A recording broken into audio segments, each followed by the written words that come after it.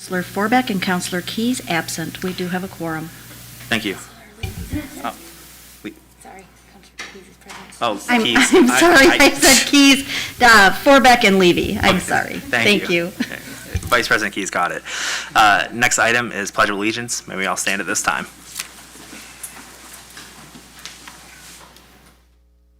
Pledge allegiance to the flag of the United States of America and to the republic for which it stands, one nation, under God, indivisible, with liberty and justice for all.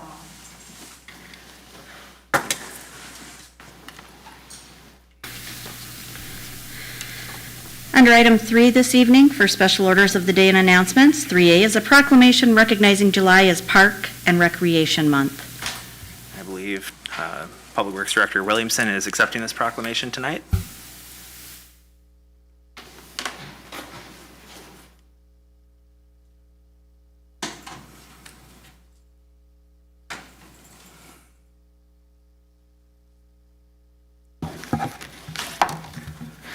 Whereas park and recreation programs are an integral part of communities throughout this country, including here in Beloit, Wisconsin. And whereas our park and recreation activities are vitally important into establishing and maintaining the quality of life in our communities, ensuring the health of all residents, and contributing to the economic and environmental well-being of a community and region. And whereas park and recreation programs build healthy, active communities that aid in the prevention of chronic disease, provide therapeutic recreation services for those who are mentally or physically disabled, and also improve the mental and emotional health of all residents. And whereas park and recreation programs increase a community's economic prosperity through increased property values, expansion of the local tax base, increased tourism, the attraction and retention of businesses, and crime reduction. And whereas park and recreation areas are fundamental to the environmental well-being of our community, and whereas parks and recreation and natural recreation areas improve water quality, protect groundwater, prevent flooding, improve the quality of the air we breathe, provide vegetative buffers to development, and produce habitat for wildlife. And whereas our parks and natural recreation areas ensure the ecological beauty of our community and provide a place for children and adults to connect with nature and recreate outdoors. And whereas since 1985, America has celebrated July as the nation's official Park and Recreation Month. Now, therefore, the City Council of the City of Beloit proclaims the month of July 2021 as Park and Recreation Month in the City of Beloit and encourages residents to get outside, explore local parks, and enjoy the outdoors. Presented this 6th day of July 2021, Clinton Anderson, Beloit, President, Beloit City Council.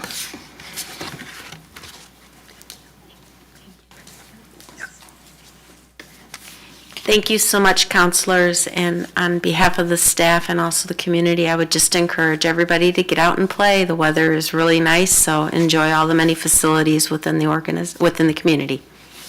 Thank you. Under item 4, public hearings, there are 4 this evening. The first one is consideration of ordinance number 3715, amending the zoning district map for the property located at 901 Harrison Avenue from R1B Single Family Residential District to PLI, Public Lands and Institution District. This is first reading. Deputy Community Development Director Terry Downing. Thank you. Justin and Andrea Falstad have submitted an application for a zoning map amendment to change the zoning district classification from R1B Single Family Residential District to PLI, Public Lands and Institutions District for the former Atonement Lutheran Church property located at 901 Harrison Avenue. The church on the subject property ceased operations in fall of 2020 and has been listed for sale. The applicants have made an offer to purchase the subject property that is contingent upon the requested rezoning action. Because the property is zoned single-family residential, most institutional uses would require a conditional use permit, CUP. The structure is too large to be converted into a single-family dwelling. The applicants intend to continue using the subject property as an institution of to-be-determined type, for example, a daycare, and are seeking PLI zoning to clarify the exact types of institutional uses that may be established. PLI is a special purpose zoning classification that is intended to accommodate major public and quasi-public uses such as schools, religious institutions, daycare centers, libraries, etc. The Plan Commission reviewed this application on June 23rd of 2021, and a motion to recommend approval of the requested zoning map amendment failed on a 3-3 vote. Plan commissioners opposed to the application expressed a preference for leaving the residential zoning intact and having the applicant seek a CUP. Thank you. At this time, the public hearing is now open. Clerk Stoller, I believe you said we have some written comments. There are 3. The first one reads as follows. In regards to the rezoning application for 901 Harrison Avenue. Hello, my name is Matt Lee with Century 21 Affiliated. I am the listing agent for the property located at 901 Harrison Avenue in Beloit. I've had this listing since October of 2020, and I'd like to share some information to the City Council that may help in the decision for the rezoning application. In the 8 months I've had this listing, I would say about 95% of the showings were to buyers that were looking to use this building in a way that would need it to be rezoned. If rezoning is not allowed on this particular property, the buyer market would shrink significantly. Not only would it shrink, my seller would then have to drop the price significantly in order to accommodate the minimal buyer's market for those who want to continue its use as a church or for those who want to renovate it and turn it into their personal home. I've not had any real serious inquiries for either of those uses. And I don't think that's very fair for a seller to have to essentially give away their asset. I would also like to point out that the buyers who have submitted the rezoning application have a good business idea in place and are good local business people.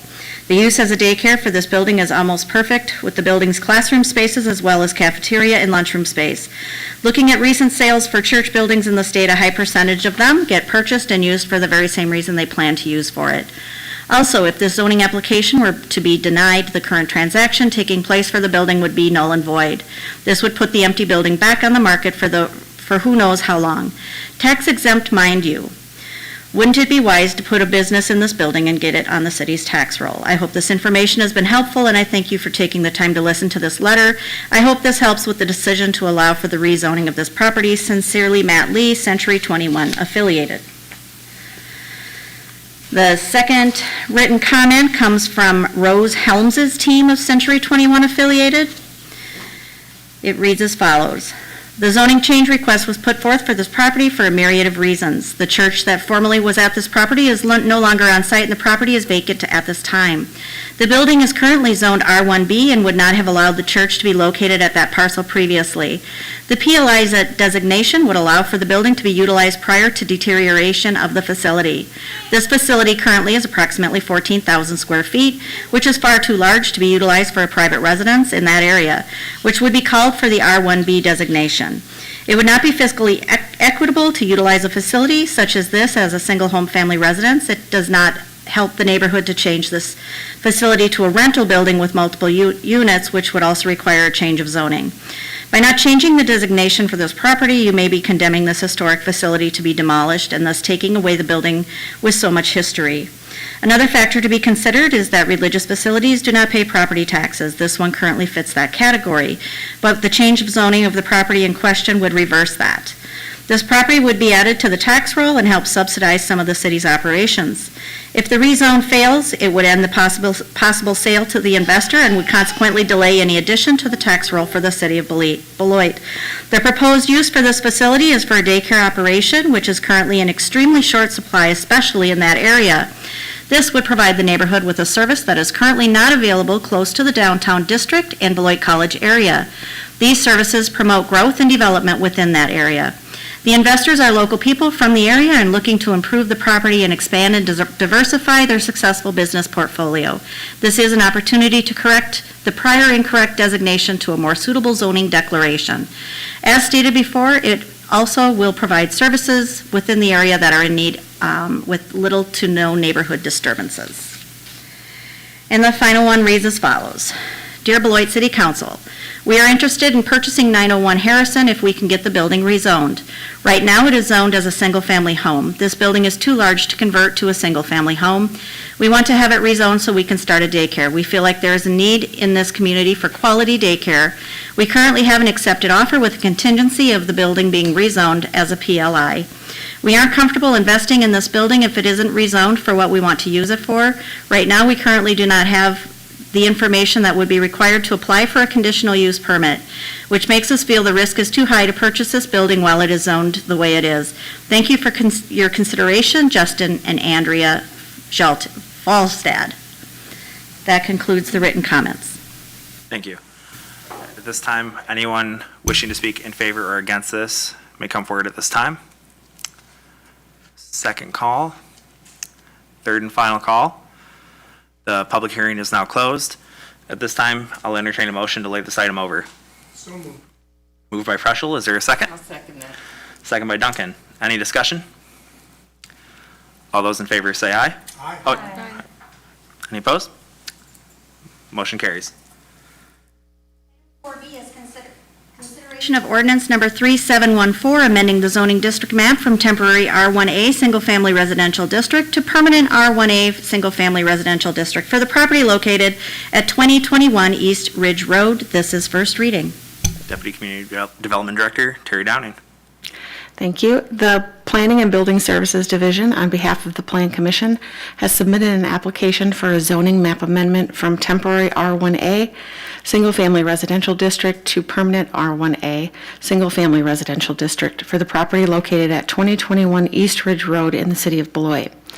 The City Council adopted an ordinance attaching the subject property to the City of Beloit on April 19, 2021. Section 4 of the attachment ordinance assigned a temporary zoning district classification of temporary R1A, single-family residential district, and directed the Plan Commission to initiate a permanent zoning district classification for the subject property. As staff to the Plan Commission, planning staff has initiated this request. The subject property is privately owned and was annexed and attached in order to connect their existing single-family home with a failing septic system to the city's sanitary sewer system. The Plan Commission reviewed this application on June 23, 2021, and voted unanimously to recommend approval of this zoning map amendment. Thank you. At this time, the public hearing is now open. Anyone wishing to speak in favor or oppose may come forward at this time. Second call. Third call. The public hearing is now closed. At this time, I'll entertain a motion to lay this item over. So move. Moved by Vice President Keys. Is there a second? I'll second. Second by Duncan. Any discussion? I had a question. Since this is a sewer, this is just a formality, it's just making the zoning consistent, so there's no rush to, there's no time frame, because I know when we do these sewer septic failure things, there's a time issue sometimes. I just want to make sure that's not an issue before we move ahead. There's no timing issue with it, is it? Thank you. Any other questions? If not, all those in favor say aye. Aye. Any opposed? The motion carries. Item 4C is consideration of Resolution 2021-081, adopting the 2022 Community Development Block Grant Local Funding Priorities. And before we continue, just like last meeting, I will be stepping out of the room. I am on a board of a nonprofit, so I'll be passing this item over to Vice President Keys. And we'll have Terry Downing, Deputy Community Development Director, present. Okay, thank you. The Department of Housing and Urban Development recommends that municipalities establish local funding priorities in order to guide the allocation of our local community development block grant funds. The city prepared the 2020 to 2024 Consolidated Plan, which is a 5-year strategic plan for the use of CDBG funds, in 2019. Staff held 3 steering committee meetings with local agencies and community leaders to obtain input about the needs of the community and gaps in service. In the staff report, you'll see a listing, a summary of what the needs were that were identified in those 3 meetings. The city also held listening sessions with the public in which the following needs were identified: employment training, youth programming, deteriorated and vacant properties, and job opportunities. On June 23rd, 2021, the Community Development Authority reviewed the needs listed above, approved the funding priorities listed below, and recommends their approval to City Council. Upon approval of the priorities, they will be incorporated into the 2022 CDBG application process, which begins mid to late July. The funding priorities are listed in the key issues, and they'll also be listed in the addendum to the resolution, attachment to the resolution. Thank you. And now I'll entertain a motion to adopt this resolution. I so move. Counselor Blakely, and second by Counselor Duncan. Any discussion? No discussion? All in favor? But don't they have to do a public hearing? Oh, I'm sorry. That's okay. My apologies. All right, and at this time, the public hearing is now open. Second call? And third call? The public hearing is now closed. All right, and now, now I'll entertain a motion to adopt the resolution. You can leave the one on the floor with Blakely and Duncan, and then you just can call the vote, Vice Okay. President Keith. So all those in favor, say aye. Aye. Those opposed? All right, resolution passes. Okay, will somebody let President Anderson know he can rejoin the meeting?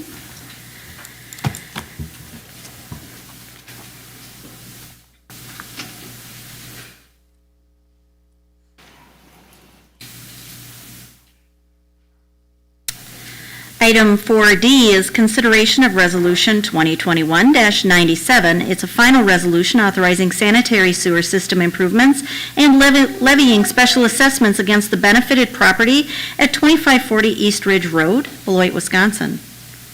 Public Works Director Laura Williamson. Thank you. You have before you this evening a public hearing for the special assessment for this individual property that's requested to have sanitary sewer extended. This would benefit the property, and so we have a public hearing and then consideration of the resolution. At this time, the public hearing is now open. Would anyone wishing to speak in favor or against this come forward at this time? Second call. Third call. At this time, the public hearing is now closed. This time, I'll entertain a motion to approve. So move. Moved by Preschel, I'll second. second by Keys. Any discussion? I just want to make sure there's no time frame that, or this is not a first reading, this is act on it. Okay, all right. Yep. Any more discussion? All those in favor say aye. Aye. Any opposed? That motion carries. Item 5 is public comments. We've reached the point on the agenda for citizens to speak to council about issues that are coming before us or may come before us in the future. Council members may not act on any requests at this meeting, but may refer a speaker to staff for assistance. We ask that you hold your comments to 3 minutes or less and refrain from personal attacks of any kind. Public comment is a courtesy, and we expect everyone to conduct themselves in a civil manner. Speakers are asked to complete a public comment form or submit an email prior to the meeting. Madam Clerk, were there any written comments submitted prior to the meeting? Yes, I do have one written comment. It reads as follows. Dear councilors, I live at the corner of Strong and Central, and the fireworks in our neighborhood were way worse than they've been in the last 20 years that I've lived here, particularly the large fireworks that are illegal to put off in the city in the first place. My dog has a heart murmur and is very nervous about firework noise. Please speak to the police force about being strong-handed and enforcing rules restricting these illegal fireworks. They are scary to humans and potentially deadly to our beloved pets. Also, fireworks are disruptive to the wildlife I so diligently attract to my garden with native plants, and they pollute the air we breathe, and people leave the garbage from them all over the streets, and this needs to stop. While you're on the phone with the police department, please also mention people illegally zooming up and down the streets on four-wheelers. They're loud and dangerous, and I've called it in, even leaving the address of the offenders with the dispatcher, and still they race up and down Central Wisconsin, Prairie, and Woodward. Some neighborhood kid is going to be run over if they keep this up. Thank you for your attention to these matters. Jenny Hoople, 1300 Strong Avenue. That can conclude written comment. And I believe we do have one speaker request today. I have one speaker signed up to speak at this time. It is Greg Hatley. Greg, if you'd come to the podium and state your name and address for the record.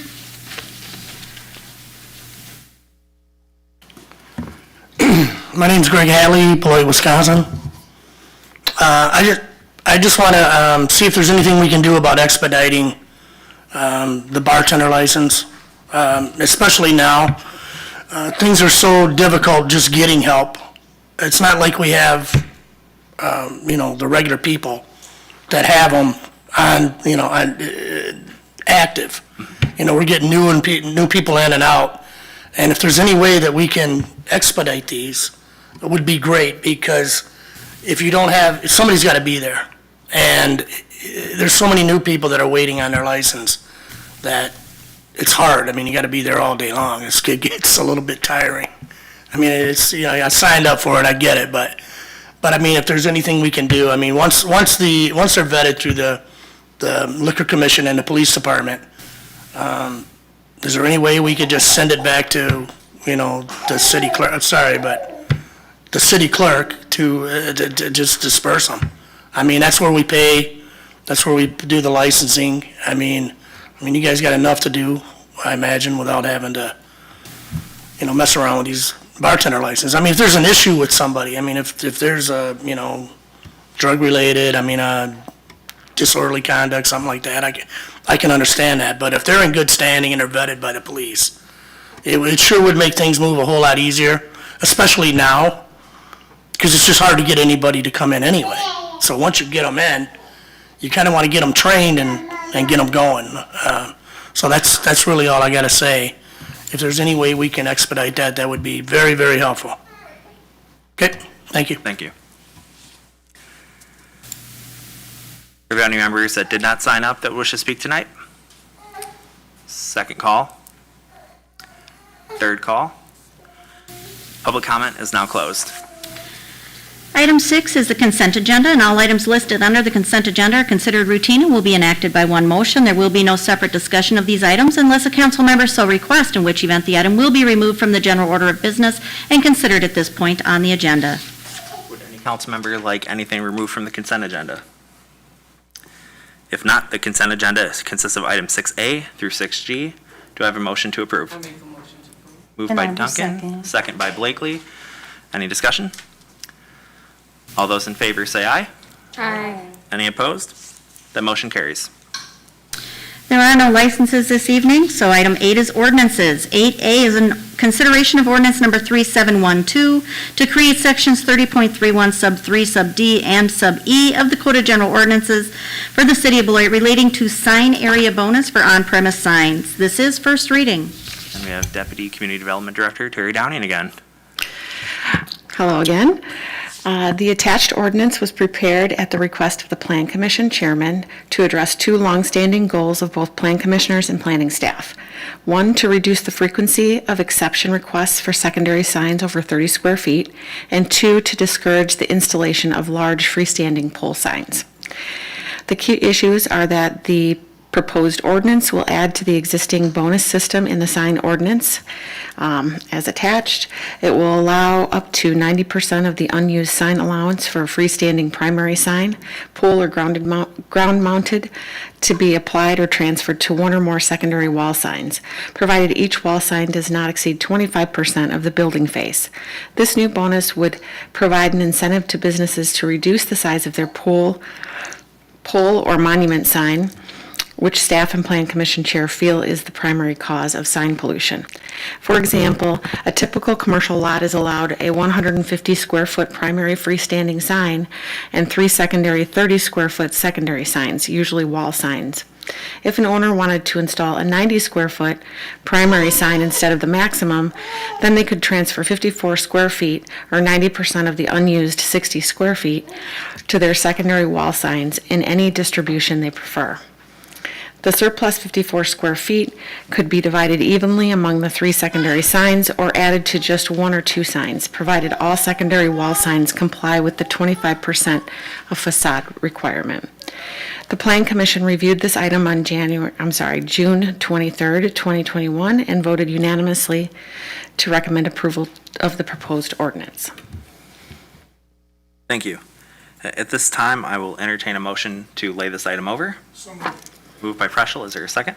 Second? Second by Keys. Any discussion? I just wanted to add, and Julie's not here, so in the Plan Commission discussions, there were examples given of previous sign waivers that we had to hear, and 2 of the 3 would have never come to the commission, and the third one that would have just barely, we're talking like 5 square feet, put it over the limits that the exchange wouldn't let them go through. So that would have been, so that was the kind of thing that Chairman Whedon was asking for, and it was a simple way to get it into the system that we already had. So I just wanted to point that out. Okay. It's something that comes up frequently in the Plan Commission, so. Thank you. Any other questions or comments? If not, all those in favor say aye. Aye. Any opposed? Motion carries.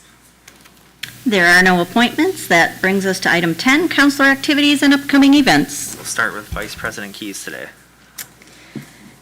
Thank you, President Anderson. I have no report from the Parks and Recreation and Conservation Commission. And so personally, I'd like to say that it's great to be back. I have started to get out and about a little bit more after welcoming my little one about 7 weeks ago already. And so I was able to attend the Beloit Farmers Market this last week, and it was very well attended. And we were able to enjoy the music, the vendors, and just want to give a friendly reminder that our market is downtown Saturday mornings through October, and please come down and have fun and support our vendors. I've also been able to slowly start get back out and volunteer with Beloit Plogging. And even though I was away, the opportunities persist. So I just want to encourage everyone to, 1, not litter, please, and 2, bring a bag with you as you go for a walk or a jog, and help us and our Parks and Rec staff keep Beloit beautiful. And related, I want to thank the Parks and Rec staff for all their hard work this season. They've been short-staffed with seasonal staffing, and they are continuing to go above and beyond to keep our parks and green spaces and recreation facilities safe and accessible for our enjoyment and use. So if you see anyone from our Parks and Recs department, please join me in thanking them for all their hard work. And finally, as you're out and about, I just want to encourage everyone to take your time on the road, especially in construction zones, and keep the phone down. Try not to be distracted. We've had 2 big accidents on I-90 just north of us, and we want to keep everyone in our greater community safe. And that ends my report. Thank you. Councilor Blakely? Thank you, President Anderson. I wanted to give my congratulations to Deputy City Clerk Jolene Aaron, who is retiring tomorrow after 30 years with the city. We're going to miss her. She was very friendly as well as very efficient. So all the best to you, Jolene. Also on the 4th of July on Sunday, I had the pleasure of attending the Pops concert given by our own Beloit Janesville Symphony Orchestra at Pullman Field. It was great to see the maestro, Rob Tomorrow, back in action and hear the wonderful music again. And I tried some of the food. I tried something called ice cream pops, I think. They were okay. I shared them mostly with my friends, but the music was delightful. Thank you. We'll go to Councilor Preschel. No report. Are you sure? I'm pretty sure I haven't been able to do anything in the last 2 weeks. Okay, just checking. At least nothing major. All right, and then we'll go to Councilor Duncan. Okay. First, I want to thank the residents who submitted and gave comments this evening. Your input is truly appreciated. Next, for my report. I want to mention that I attended the farmer's market along with my mother and grandchildren. We had a great time and were thrilled that Snappy the turtle stopped to take a photo with us. And it's kind of neat because my mom was from Indiana, and so she just really got a big kick out of that. Also, I just want to say to everyone, I hope that you had a very happy 4th of July and enjoyed the fireworks at Pullman Field in Telfair Park. That said, I want to give special thanks to the Beloit Snappers for hosting the celebration this year and the Beloit Janesville Symphony Orchestra for their performance. Also, I attended the Beloit Memorial High School Nightingale Step Team's 11th Annual Rhythm of the Night event at Telfair Park, which was sponsored by the Beloit College Help Yourself program on Saturday. Everyone involved did a great job, especially the girls. So kudos to them and their leaders, Michelle Hendricks, Nora, and Regina Hendricks. They make Beloit proud. Next, I want to wish, and I'll just reiterate the comments that came from Councilor Blakely. I want to wish Deputy City Clerk Jolene Aarons all the best as she prepares for retirement, and to say that it was a touching moment to watch Jolene swear in her son, Matthew Aarons, to the position of acting lieutenant for the fire department. Congratulations to the both of them. Jolene, I hope you know that I have truly appreciated having the opportunity to work with you and know you. You are a bright, shining star, and you will truly be missed in the city of Beloit. I also want to send congratulations, a heartfelt congratulations, to all the firefighters who were promoted at the ceremony too. If anyone missed it, you can view it on our Facebook page. In addition, I want to say that our city really looks beautiful. I have truly been humbled when you just drive around and see the beauty of Beloit. It's just the flowers downtown. It looks like they just should be there, like they're just a picture. But we know ourselves that took a lot of work. So I just want to say to everyone, thank you. Especially the new ABC Stadium. The ABC Supply Stadium.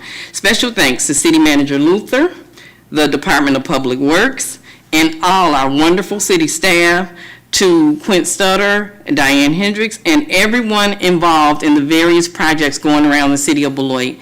I am truly Beloit proud. And I'm sure I have my fellow councilors to echo that. In closing, I want to remind everyone to please be cautious while driving through the construction zones, because I myself live out in the Walmart area, and going out there, I've seen so many accidents. I just saw another one like a couple days ago, and so just really be careful. I know they're working to try to make sure those signs are marked, but just be alert, be cautious, and be careful. So, that said, this ends my council report. President Anderson for this evening. Thank you. And I'll just echo the comments about Jolene. She'll definitely be missed, and she was an asset to the clerk treasurer's department. So best of luck to her, but somebody's got big shoes to fill. I just wanted to say it was really nice to go to a Beloit Snappers game. It's one of the last few times we'll see it at Pullman Field, and it's definitely a little nostalgic. I grew up there, so it was really nice to see it kind of one last time while they play a game. I think they've got 1 or 2 more homestands left, and then they'll be done, and off to the new ABC Supply Stadium, which they'll have their first game on August 3rd. So that's really exciting. And I looked online, and they're selling quite a few tickets, so you better go get your tickets while you can. Lastly, I'd just say it was really nice to also have the Pops and the Rock concert at Pullman Field. It was definitely a different venue, but it was nice to see everybody back. And not only was it a celebration of Independence Day, but it almost felt like a celebration of us turning the page on the COVID-19 pandemic. So it was really nice for us to have that event and see people again. So just nice to go to events again. So with that, I will end my report. Oh, no. Yeah, well, it's been so long since we last had a meeting. It's been almost 3 weeks. I thought this was before the meeting, because I mentioned it.